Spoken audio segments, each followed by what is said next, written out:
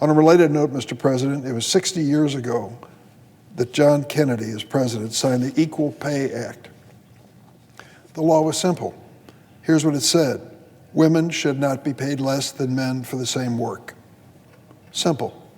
And yet 60 years later, we're still not there. 60 years. Today is Equal Pay Day in America. Let me tell you what it means.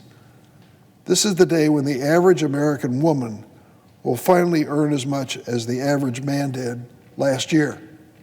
In other words, on average, it takes women 15 and a half months to earn as much as men do in America in 12 months.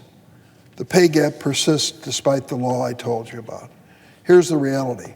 Women in America still are paid less than men, even when they do exactly the same job.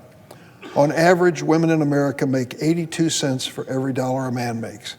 This means that women who work full-time, year-round, lose up to $400,000 over the course of their working lives. When you include part-time and seasonal workers, women make only 77 cents for every dollar a man makes. The pay gap's even wider for women of color, who lose up to around $1 million over the course of their working lives. And less pay during your working years means less retirement income, we all know. Apologists offer all kinds of explanations and justifications, but the persistent pay gap among men and women is sexism, plain and simple. And it doesn't just hurt women, it hurts their families who depend on them. Additionally, while men's wages rise throughout their lives, women's wages rise more slowly, and the gap widens if they have children. President Biden's budget proposal contains a number of important measures that will help working families make ends meet. It includes affordable child care. What a high priority that is for every working parent.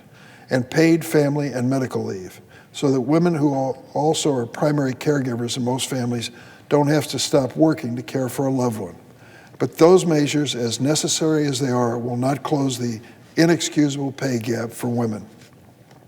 We need to pass the Paycheck Fairness Act, closing loopholes in the Equal Pay Act and finally giving women the tools they need to hold employers accountable if they break equal pay laws. House and Senate Democrats reintroduced this essential legislation last week. I want to thank my colleague, Senator Patty Murray, chairman, as I mentioned, of the Appropriations Committee, in particular for her leadership on this issue. We are committed to passing the Paycheck Fairness Act, and we need Republicans to make it happen. If they believe in fairness, as I think we all do, if you care about the financial security of working families, stand with us and let's finally pass this bill. Mr. President, I yield the floor.